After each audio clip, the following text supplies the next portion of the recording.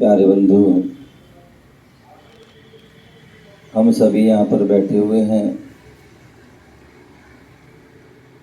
और जिनवाणी का रसपान कर रहे हैं। यहाँ पर आचार्य अमृततन स्वामी पुरुषार्थ सिद्धि उपाय ग्रंथ के माध्यम से बता रहे हैं कौन व्यक्ति संवेद शिखर की वंदना नहीं कर पाता है। बोले कौन व्यक्ति जो है मुनिराज को आहार नहीं दे पाता है।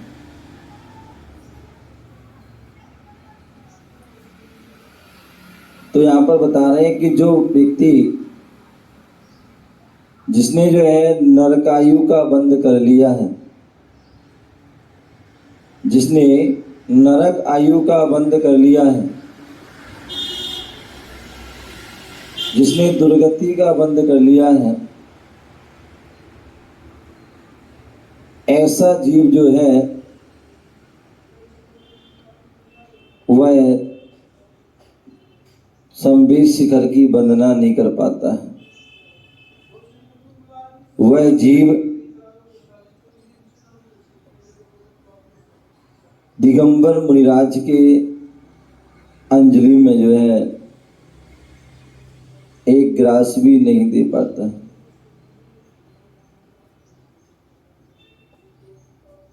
उस व्यक्ति के जो है संवेद शिखर जाने के भाव ही नहीं बन पाते। उस व्यक्ति के मुनियों के लिए आहार देने के भाव ही नहीं बन पाते। क्यों? क्योंकि उसे अशुभ गति का बंध हो गया, अशुभ आयु का बंध हो गया। अब अशुभ आयु का बंध कैसे होता है? तो उसके लिए आचार्य नेमिचंद महाराज द्रव्य संग्रह ग्रंथ में लिखते हैं,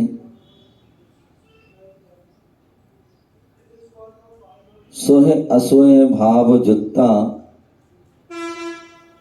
पुण्यम पावम हवंती खलु जीवा साधम स्वहाउ नामम गोदम पुण्यम परायणी पावम च।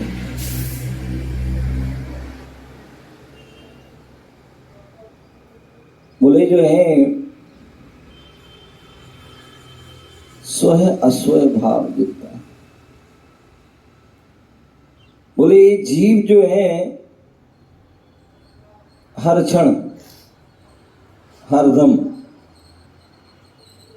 हर क्षण क्या करता है? स्वह अस्वह भाव जुत्ता। वह प्रत्येक क्षण जो है या तो शुभ भाव से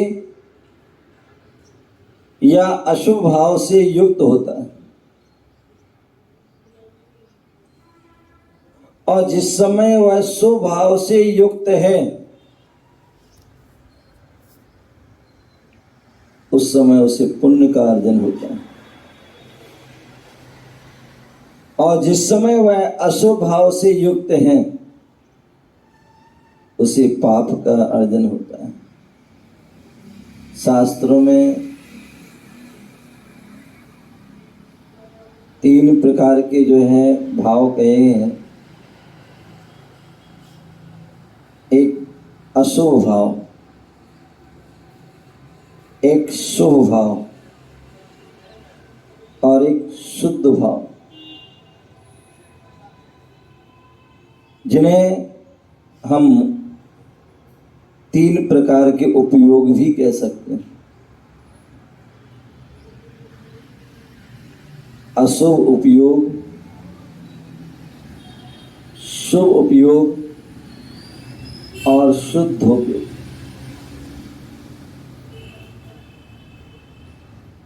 जो अशुभ भाव हैं, जो अशुभ उपयोग हैं, अशुभ जो हमारे परिणाम हैं, बोले अनादि काल से जो है हमारे जो अशुभ भाव के, अशुभ उपयोग के, अशुभ परिणाम के जो है संस्कार हैं।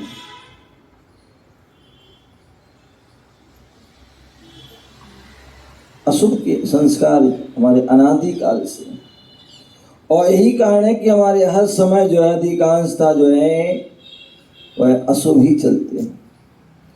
और अशुभ से चलने से जो है हमारे अशुभ कर्म के जो है अशुभ भाव होने से, अशुभ परिणाम होने से, अशुभ उपयोग होने से हमारे जो है पाप का अर्जन होता है। और जहाँ पाप का अर्जन होता है, मन में भी अशुभ है, वचन में भी अशुभ है और काया में भी अशुभ है, उससे हमारा पाप का जो है तीव्र होता है। और तीव्र पाप कर्म की बंध से हमारे लिए अशुभ जो है पाप दुर्गति का, या पाप अशुभ पाप के तीव्र बंध होने से हमारे लिए बोले असाता वेदनी कर्म का आश्रय होता है। क्या होता है? असाता वेदनी कर्म का आश्रय होता है। और जब असाता वेदनी कर्म का जो है आश्रय होता है तो हमें उससे दुख, परेशानी, कष्ट, पीड़ा आदि हमें प्राप्त होता है।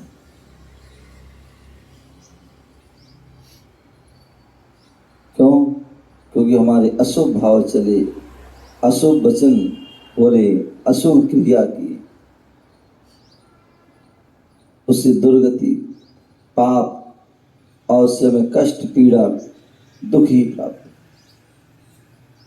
और एक जो है व्यक्ति जो है शुभ भाव चल रहे हैं, शुभ उपयोग चल रहा है, शुभ परिणाम हो रहे हैं और शुभ वचन बोल रहा है, शुभ क्रिया कर रहा है, और उससे उसको क्या हो रहा है? पुण्य का अर्जन, और पुण्य का वह तीव्र बंध कर देता है।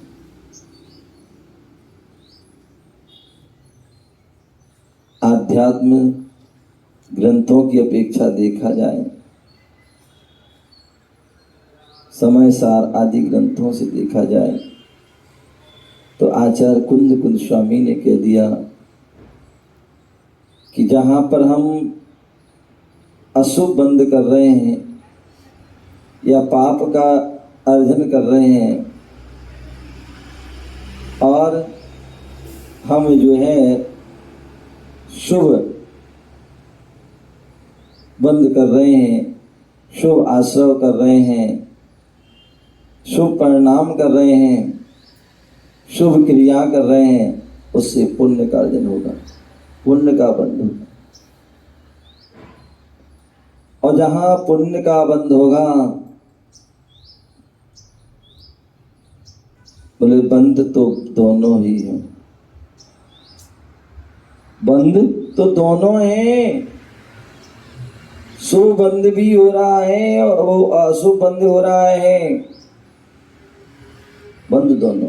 और जहाँ बंध होंगे तो वहाँ संसार है, संसार। तो बोले हमें जो है पाप के बंध से भी बचना है, शुभ के बंध से बचना है, निर्बंध होना है। परमात्मा जो होते हैं वो निर्बंध होते हैं, वह दोनों प्रकार के बंध से जो है मुक्त होते, तभी वह जो है वह मुक्त हो जाते, कर्मों से सिद्धत अवस्था को प्राप्त कर लेते हैं। लेकिन उसके लिए हमारे लिए कह दिया वो अवस्था प्राप्त करना है, बोले सोने की बेड़ी और एक लोहे की बेड़ी। बोलो पाप का जो बंद हो रहा है तो वह जो है पाप का बंद होने से जो है बोले वह पाप की बेड़ी है, लोहे की बेड़ी है, और जो पुण्य का बंद कर रहे हैं वो सोने की बेड़ी। बोली बेड़ी दोनों हैं, दोनों हमें बंद करा रही हैं, दोनों हमें बंधन में डाल रहे। बोले हमें बंधन को प्राप्त नहीं होना, निर्बंध अवस्था पर, लेकिन निर्बंध अवस्था को प्राप्त हो उसके लिए हमें क्या, बोले जो पाप का बंध है, पुण्य का बंध है, लोहे की बेड़ी है, सोने की बेड़ी है, दोनों ही जो है दोनों को ही छोड़ना है। लेकिन एक व्यक्ति जब जो है अशुभ अवस्था में लगा हुआ है और अशुभ अवस्था से बचना है, अशुभ बंध से बचना है, तो डायरेक्ट वो शुद्ध में नहीं जा सकता। बोले उसके लिए पहले उसको क्या करना होगा, अशुभ से बचना होगा। और अशुभ से कब बच पाएंगे, जब हम शुभ में लग जाएंगे। जब हम शुभ में लग जाते हैं तो फिर अशुभ से हम बच जाते हैं। इसलिए कहा जाता है कि हमें शुभ में लगना है तो अशुभ से बचना है। अशुभ में लग जाओगे तो अपने आप बच जाओ। अशुभ क्या है, हम जो पाप रूप क्रिया चल रही है, पाप रूप हमारी क्रिया चल रही है। व्यक्ति हिंसा कर रहा है, मन में हिंसा के भाव आ रहे हैं, वचनों से वह हिंसक वचन बोल रहा है, काय से वह जो है हिंसा कर रहा है। उसी प्रकार वह झूठ, चोरी, कुशील और परिग्रह, ये पांचों पाप जो है वह मन वचन काय से कर रहा है। और जब ये पांच पापों मन वचन काय से करेगा तो निश्चित मानिए उसे शुभ का बंध नहीं होगा, अशुभ का ही बंध होगा। यदि आप जो है क्रोध, मान, माया, लोभ, ये यदि आप कसाय कर रहे हैं, कसाय रूप आपके जो है भाव हो रहे हैं, तो इससे शुभ का बंध नहीं होगा, इससे पाप का। यदि आप जो है राग, द्वेष, मोह आदि कर रहे हैं, इनसे शुभ का नहीं अशुभ का ही बंध होगा। व्यक्ति सप्त विषण आदि में फंसा हुआ, पंचेंद्रियों के जो विषयों में फंसा हुआ है, उससे उसका पाप का ही। इसलिए कहा है कि हमें इनसे बचना है, इन पापों को हमें छोड़ना है, कसाय आदि को छोड़ना है, राग द्वेष मोह आदि को छोड़ना है, व्यसन आदि को छोड़ना है। और यदि ऐसा कर दोगे तो आप जो है अशुभ से बच जाओगे और शुभ में लग जाओगे, या शुभ में लग गए तो अशुभ से छूट जाओ। हम ग्रस्त हैं, आप ग्रस्त हैं, और ग्रस्त हैं तो अपने ग्रस्त का कर्तव्य का पालन कर रहे हैं, भगवान के दर्शन कर रहे हैं, परमात्मा की जो है अभिषेक पूजन आदि कर रहे हैं, स्वाध्याय जाप पाठ आदि कर रहे हैं, गुरुओं की जो है सेवा आदि कर रहे हैं। यदि शुभ क्रियाएं कर रहे हैं तो निश्चित मानिए अब अशुभ क्रिया से बच जाएंगे।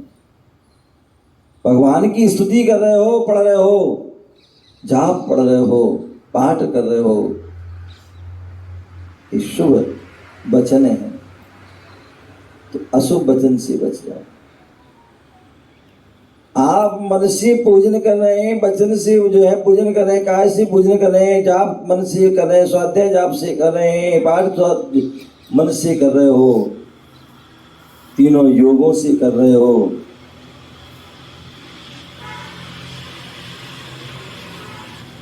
तीनों योगों से कर रहे हो तो निश्चित मानिए जो है आप जो है वचन से जो है अशुभ से बच जाओ, क्योंकि आप शुभ क्रिया कर रहे हो।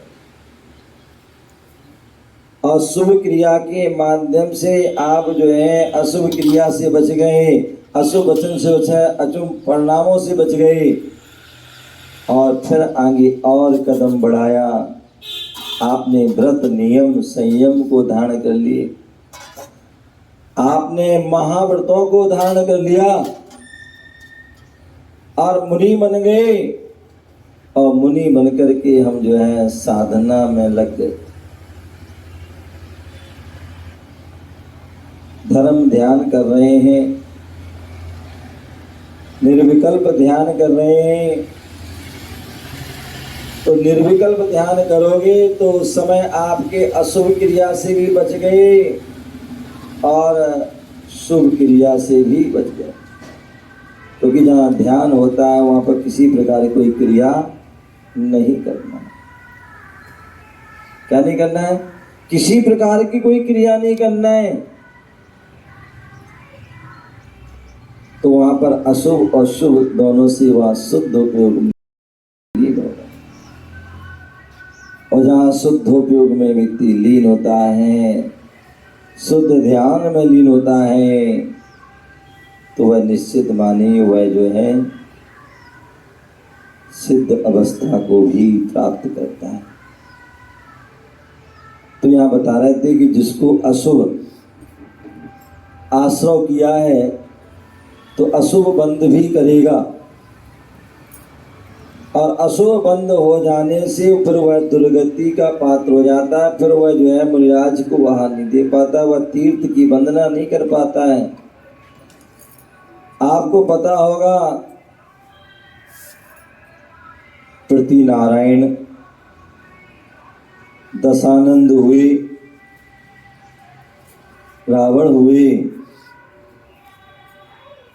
वह तीर्थ की वंदना नहीं कर पाए, संबित शिखर की वंदना नहीं कर पाए।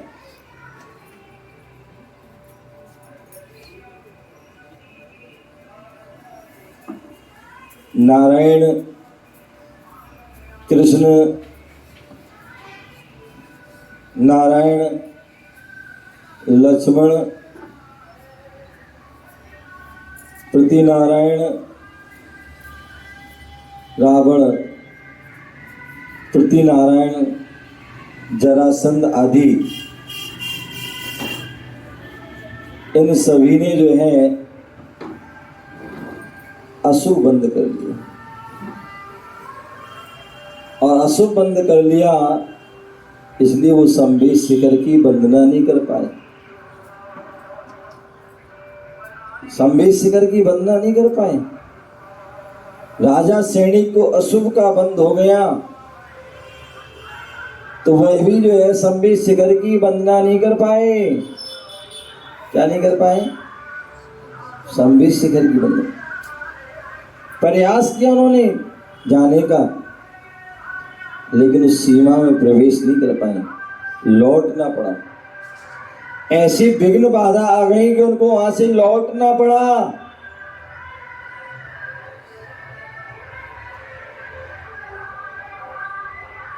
रावण ने जो है तीर्थ वंदना नहीं कर पाई, लक्ष्मण ने वंदना नहीं कर पाई, क्योंकि उनको अशोक लौटना पड़ा, नहीं कर पाए। और भी अनेक लोग हैं, आप देखिए जो है वर्तमान में भी ऐसे बहुत सारे लोग होते हैं जिनका पूरा जीवन निकल जाता है, पूरा जीवन निकल जाता है, पूरी आयु समाप्त हो जाती है, लेकिन वह तीर्थ वंदना नहीं कर पाते हैं, संबित शिखर के भाव ही नहीं बन पाते हैं, या ऐसा उनको मौका ही नहीं मिल पाता कि वो संबित शिखर चले जाएं। कई बार तो ऐसे भी लोग होते हैं कि जो चले तो जाते हैं लेकिन वहां तक नहीं पहुंच पाते हैं और अनेक प्रकार के विघ्न बाधा जाते। मुझे याद है 2000 सन में परम पूज आचार्य भगवान गुरुदेव विराग सागर जी महामुनिराज का सत्संग चातुर्मास हुआ और उस चातुर्मास में ऐसे ऐसे कई लोग देखे जिन्होंने जो है भाव बनाए कि शिखर जी जाना है, लेकिन वो नहीं जा पाए। यहाँ तक कि कुछ तो जो है ईसरी मधुबन आदि तक भी पहुंच गए, लेकिन उस पहाड़ की वंदना नहीं कर पाए। रात को सोए थे कि वंदना करने जाना है और रात में ही चल बसे। कितने ऐसे लोग होते हैं रास्ते में जा रहे हैं और बीच में ही हार्ट फेल हो जाता है, हार्ट अटैक आ जाता है और चलते चलते चले जाते हैं। या कोई डोली में बैठ के जा रहा है, डोली में बैठे बैठे अभी कुछ दिन पहले ही खबर आई थी, अभी कोई व्यक्ति गया था वंदना के लिए और रास्ते में ही जो उनको दिल का दौरा पड़ा, अटैक आदि आया और समाप्त नहीं कर पाए, क्योंकि उनको जो है दुर्गति का बंधन है, इसलिए वो तीर्थ बंधन नहीं करते। तो मैं बता रहा था कितने ऐसे लोग हैं जो नहीं हुआ, और ऐसे ऐसे लोग भी देखे मैंने जो पैरों से अपाहिज हैं, पैरों से अपाहिज हैं, लेकिन फिर भी लकड़ी टेक टेक टेके हुए हैं, बैसाखी के बल जो है पूरी वंदना करके आ जाए। जो आंखों से अंधे हैं, आंखों से अंधे हैं, लेकिन फिर भी लकड़ी टेक टेक करके वह पूरी जो है बिना किसी सहारे से वंदना कर। ऐसे भी लोग हैं देखे जो घर पर जो है 10 कदम भी नहीं चल पाते हैं, लेकिन जब वंदना के भाव हुए, वंदना के चले गए और पूरी वंदना कर गए, तो ये उनका पुण्य का अर्जन था, इसलिए उनकी वंदना हुई। और एक जो है जिन्होंने खूब प्रयास किया लेकिन फिर भी वंदना नहीं। बोले राजा सैनिक कृष्ण आदि, लक्ष्मण आदि, रावण आदि जो हुए, बोले उन्होंने कभी मुनिराज को आहार नहीं दे पाए, मुनिराज को आहार नहीं दे पाए, क्योंकि अशुभ बंद हो गया।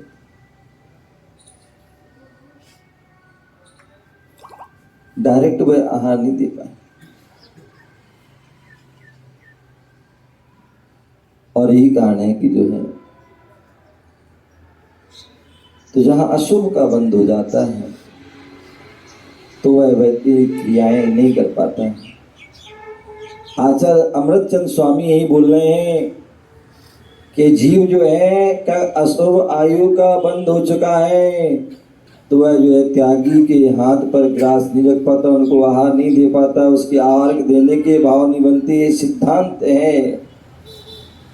हमें विचार करना चाहिए, हमें सोचना चाहिए कि यदि हमें भगवान के दर्शन करने के भाव नहीं हो रहे हैं, या भगवान के अभिषेक पूजन के भाव नहीं हो रहे हैं, तीर्थ वंदना के भाव नहीं हो रहे हैं, व्रत नियम संयम के भाव नहीं हो रहे, आहार देने आदि के भाव नहीं बन रहे हैं, इसका मतलब जो है वह हमारे लिए अशुभ का बंध हो गया, और इसलिए वह ये सारी क्रियाएं नहीं कर पा रहा,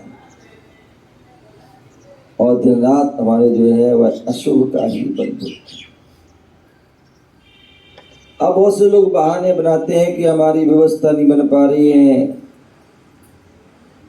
अमृतचंद स्वामी कहते हैं क्यों नहीं बन पा रही व्यवस्था, क्योंकि तुमने जो है विषमताओं की मध्य में अपने पुत्र की शादी की, उसमें भोजन भी किया, तुमने बेटे की वर्षगांठ और जन्मदिन भी मना रहे हैं, यह कौन सी सम्यक क्रिया। बोले हम दुनिया में इतनी सारी क्रियाएं करते हैं, ये सारी क्रियाएं कोई सम्यक की क्रिया नहीं है। कोई जन्मदिन मना रहा है, कोई वर्षगांठ मना रहा है, तो व्यक्ति जो है भोगों की वर्षगांठ भी मनाते हैं। क्या अर्थात शादी की सालगिरह, एनिवर्सरी, ये कौन सी सम्यक्त क्रिया है? बोले जो है मनाते हैं सब मिथ्या। बोले हमारे बोले लोग सिल्वर जुबली मना रहे हैं, गोल्डन जुबली बना रहे हैं, पर 75वीं जो हीरक क्या बना रहे हैं? बोले शादी की समय। बोले अब तुम्हारा जो समय आ गया है जो है शमशान घाट जाने का, और फिर भी हम भोगों को याद कर रहे हैं। जीवन लीला समाप्त होने का समय आ गया और हम भोगों की जो है याद कर रहे हैं। अरे भैया, हमें याद करना था तो हमें वीतराग शासन को याद करना है, परमात्मा को याद करना है, गुरुओं को याद करना है, धर्म को याद करना है, संयम को याद करना है। ये वीतराग शासन है, ये जिन शासन है, और इस जिन शासन में क्या होता है? बोले मृत्यु महोत्सव मनाया जाता है। बोले ये जैन शासन जो है केवल जीने की कला ही नहीं, अपितु मृत्यु की भी कला सिखाता है कि हमें कैसे अपने मृत्यु को जो है महोत्सव बनाना है। क्योंकि सामान्यतः तो मृत्यु से मातम बनता है, लेकिन कैसे मृत्यु को महोत्सव बनाएं? जीने की शैलियां तो अनेकों ने सिखाई, लेकिन जो मृत्यु, कैसे मृत्यु को प्राप्त हो, कैसे हमें मरण करना है, वह यदि सिखाता है तो एक जैन शासन हमें सिखाता है, जिसमें मरने की जो है कला सिखाई जाती है। यह वीतराग विज्ञान जो है मरण का विज्ञान भी है, पूरी इसकी विधि है। बोले तुम तीर्थ वंदना को, तीर्थों की वंदना छोड़ देना, भगवान की पूजा छोड़ना, लेकिन भगवान बनने की कला मत छोड़ देना। क्या बोले? सामान्यतः बोले कि यदि जो है आप बंधन मंदिर तीर्थों की वंदना करना छोड़ दें, भगवान की पूजा करना छोड़ दें, वैसे छोड़ना नहीं है, लेकिन जब उस अवस्था में पहुंच जाएं, जो मैंने बताया ना, जहाँ मुनि आदि बन जाते हैं, तो उस समय जो है क्या होती है? भगवान की पूजा आदि छूट जाती। या जब उत्कृष्ट ध्यान में पहुंच जाते हैं, शुद्ध बोले वहाँ पर तीर्थ वंदना आदि भी छूट जाए, कुछ भी नहीं करना। क्योंकि यदि उस समय हम किसी प्रकार का यदि कोई विकल्प कर रहे हैं कि हमें तीर्थ वंदना करना है, हमें भगवान की पूजन करना है, हमें सामयिक करना है, हमें स्वाध्याय करना है, हमें प्रत्याख्यान करना है, हमें वंदना करना है, समता करना है, यदि हम ऐसा विकल्प कर रहे हैं तो फिर हम निर्विकल्प अवस्था को प्राप्त। तो इसलिए बोले उस समय उस उत्कृष्ट ध्यान में लीन हो तो ये सारे विकल्प छोड़ देना, तो उस समय कुछ भी नहीं करना। तो इसलिए तुम तीर्थों की वंदना छोड़ देना, भगवान की पूजा छोड़ देना, लेकिन उस समय ध्यान करना है। और वो ध्यान क्या करना है? अप्पा सो परमप्पा। बोले हमारी आत्मा ही परमात्मा है, हमारे आत्मा के अंदर जो है परमात्मा बनने की शक्ति है, हमारे अंदर जो है सिद्धत्व बनने की शक्ति है, हमारे अंदर जो हमारे जो चतुष्टय स्वचतुष्टय विराजमान है, उसको जागृत करना है, उसको प्रकट करना है, क्योंकि वो हमारे अंदर शक्ति है। हम सभी भव्य हैं, और भव्य हैं तो ये हमारे सब अंदर गुण हैं। यदि भव्य नहीं होते तो हम जो है आज यहाँ नहीं बैठे, आज गुरुओं की बात नहीं सुनते, भगवान की दर्शन नहीं करते, भगवान की आराधना नहीं करते। तो इसलिए भगवान बनने के मतलब जो है भगवान की पूजा छोड़ दो पूरा जो है, लेकिन जो भगवान कैसे बनना है उसको मत छूटो। तुम सामायिक का प्रायश्चित कर लोगे, प्रतिगुण का प्रायश्चित कर लोगे, लेकिन छपक की सल्लेख रख, क्या बोलते हैं, जिस समय जो है आप सामायिक छोड़ना है, सामायिक चल रही और आपने छोड़ दिया, प्रायश्चित ले लोगे, प्रतिक्रमण जो है नहीं किया तो उसका प्रायश्चित, लेकिन छपक की जो है जो सल्लेखना बोले जब सल्लेखना समाधि चलती है तो बोले उस समय सारी क्रिया छोड़ दो, लेकिन वह सल्लेखना में सहभागी बन जाना, क्योंकि अंत भला सो सब भला, अंत भला तो सब भला हो जाएगा। इसलिए सारी बोले शास्त्रों में आता है कि जो है सल्लेखना समाधि के समय जो यदि आपको रात में चलना पड़े तो चल देना, रात को बोलना पड़े तो बोल लेना, सामायिक छोड़ना पड़े तो छोड़ देना, क्योंकि उससे एक जीव का कल्याण है और उससे तुम्हारे भी संस्कार जो है सम्यक बनेंगे और उससे अन्य जीवों को भी जो है उसका मार्ग मिलेगा। लेकिन सल्लेखना में समाधि में सहभागी बन जाना, ऐसा ना हो कि तुम्हारे कारण जो है किसी की समाधि जो है भंग हो जाए, सल्लेखना ना हो पाए। तो उसमें सल्लेखना समाधि में साधक बनना है, में बाधक नहीं बनना है, वही जो है सबसे बड़ी जो है साधना। तो कहने का तात्पर्य कि हमें जो है शुभ अशुभ से बचना है।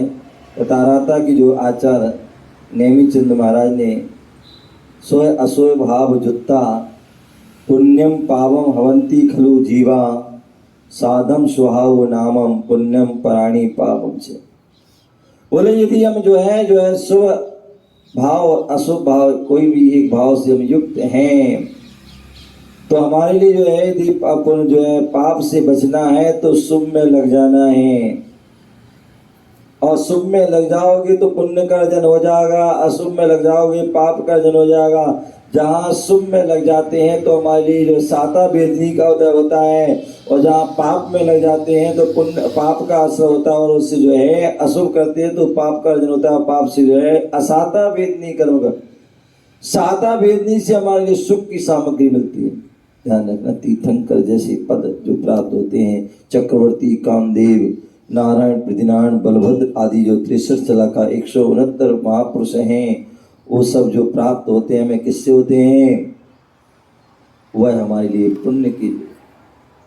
पुण्य से प्राप्त हो। जहाँ हमने शुभ भाव किए उससे पुण्य प्राप्त हुआ, पुण्य से ही साता भी सारी सुख सुविधाएं मिलती हैं। और यदि हमने जो है अशुभ भाव किए तो पाप का अर्जन हुआ, पाप के अर्जन से जो है असाता वेदनी, जिसमें दुख कष्ट पीड़ा जो हम चाहते हैं वो हमें कुछ भी प्राप्त नहीं होता। यहाँ तक कि हमें जो उच्च गति की प्राप्ति, उच्च कुल मिल रहा है तो वह किससे मिल रहा है, वह साता वेदनी से मिलता है। और यदि हमें नीच कुल आदि मिल रहा है, निम्न कुल मिल रहा है, तो वह असाता वेदनी कर्म से मिलता है। इसलिए हमें जो है हर समय यदि हम जो है ग्रस्त अवस्था में हैं, यदि हम मुनि आदि पद को प्राप्त नहीं हुए हैं, तो हमें जीवन में केवल एक ही काम करना है कि हम कैसे हम अशुभ से बचें। क्या, कैसे हम अशुभ से बचें, और अशुभ से बच गए तो शुभ में अपने आप लग जाओ, या शुभ में लग जाओगे तो अशुभ से हम अपने आप बच जाएंगे। आचार्यगण तो हमारे यहाँ तक कहते हैं यदि आप जो है शुभ कोई काम करो या ना करो, शुभ क्रिया करो या ना करो, शुभ वचन बोलो या शुभ विचार हो या ना हो, लेकिन अशुभ विचार से, अशुभ वचनों से, अशुभ क्रिया से बच जाना, यदि इतना कर लिया तो भी जो है आप जो है दुर्गति से बच जाएंगे और सदगति प्राप्त हो जाएगी। अन्यथा जो है हमारी पूरी जो है दिन भर की जो क्रिया है या पूरे जीवन भर की जो क्रिया है, वह सब क्रिया क्या होती है, वह अशुभ की क्रिया ही चल रही है, पाप की ही क्रिया चल रही है, मिथ्यात आदि की ही क्रिया चल रही है, विपरीत क्रिया चल रही है, विपरीत सिद्धांत विपरीत वचन बोल रहे हैं। और उससे जो है हमारे जीवन में जो है कोई भी उपलब्धि प्राप्त नहीं हो पाती है। यदि हमें जीवन में उपलब्धि को प्राप्त करना है, सुखों को प्राप्त करना है, सदगति को प्राप्त करना है, तो अपने जीवन में जो है अशुभ से बच जाएं और शुभ में लग जाएं। और जो अशुभ से बच जाएगा, शुभ में लग जाएगा, वो ही एक दिन जो है शुद्ध में भी लग जाएगा। और जो शुद्ध में लग गया तो वो ही एक दिन जो है सिद्ध भी बन जाएगा। और जो सिद्ध बन गया तो निश्चित मानिए उसका जीवन सार्थक हो जाएगा, सफल हो जाएगा। उसकी यह मनुष्य पर्याय प्राप्त करना क्या हो जाएगा, बिल्कुल यथार्थ सच्चा हो जाएगा और उसका कल्याण हो जाएगा और उसकी आत्मा का हित हो जाएगा। हम सभी आत्मा के लिए, आत्मा के लिए कल्याण के लिए प्रयास करें और अपने जीवन को सफल बनाएं। इसी भावना से जय बोलो महावीर भगवान की।